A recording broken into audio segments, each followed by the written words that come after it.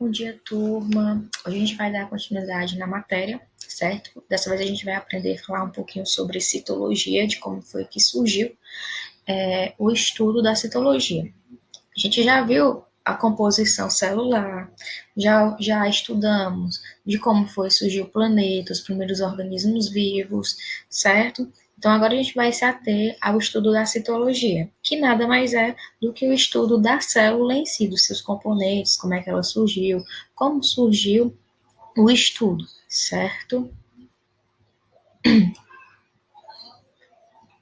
Gente, o estudo da célula ela só foi possível, só deu start devido que à invenção do microscópio.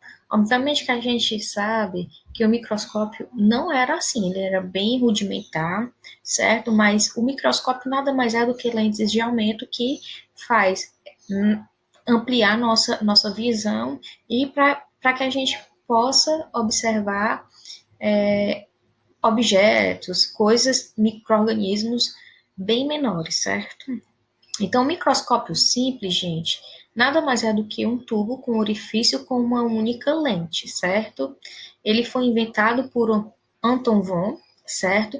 E nele ele pôde observar pequenos micro-organismos como bactérias, protozoário, algas, certo?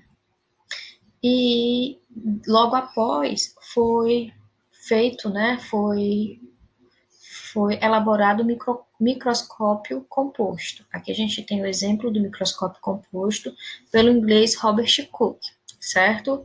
Esse Robert Hooke, gente, grave bem na memória de vocês que ele é uma das pessoas bem mais faladas, né, na questão do estudo da citologia, né, porque ele fez um microscópio com duas tubos de lente e ele conseguiu observar os cortiços, certo? Então, a partir do momento que ele observou os cortiços, um pedaço de cortiço, ele pôde observar as células. E as células, esse nome célula, ele veio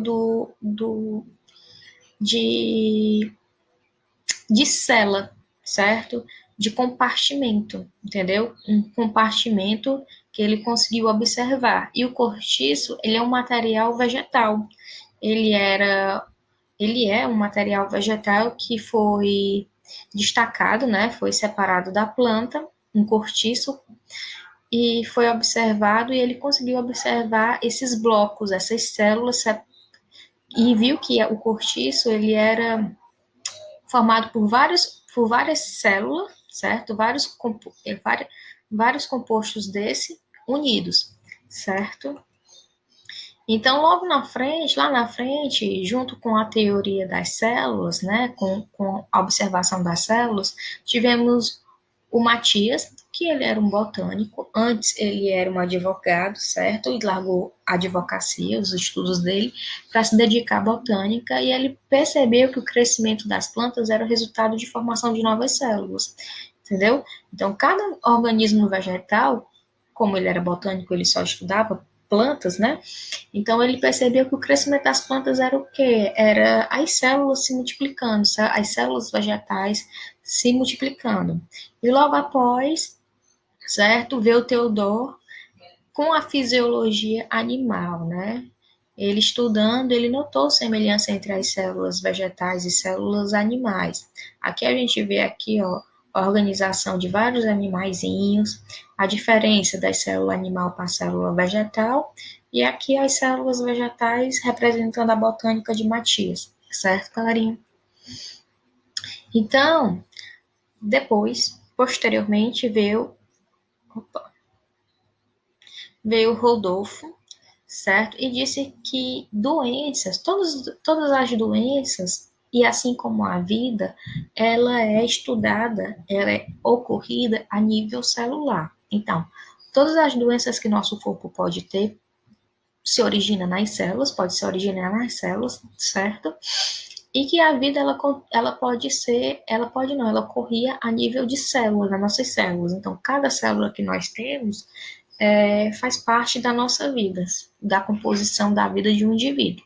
Então, a partir daí surgiu a teoria celular, que diz que toda célula vem de uma outra célula, certo? Assim como a gente já tinha visto que todo indivíduo vivo, né? Todo ser vivo, ele surge de outro ser vivo na teoria da biogênese, certo? Então, aqui veio comprovar essa teoria, dizendo que toda célula vem a partir de uma outra célula. E a gente sabe que a célula, ela é a menor partícula, né, a menor unidade do ser vivo, né?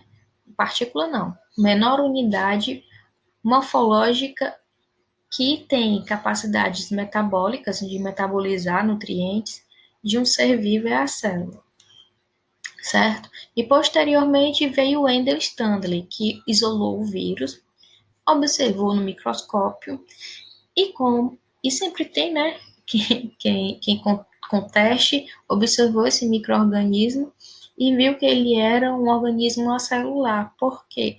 Porque ele não possui as estruturas de uma célula comum, certo? Ele não possui membrana, ele não possui núcleo e outras organelas que uma célula animal, vegetal possui, ok? E por cima, o vírus eles não conseguem metabolizar, ele não consegue se dividir, não consegue se reproduzir se ele não estiver hospedando uma célula, certo? Então, lá no século XIX, devido aos avanços dos estudos da célula, houve surgimento de novas técnicas de observação. Então, foi começar a usar o quê? Corante, certo? Corante para quê? Para melhorar a observação dessas células. Então, havia um procedimento para esse estudo.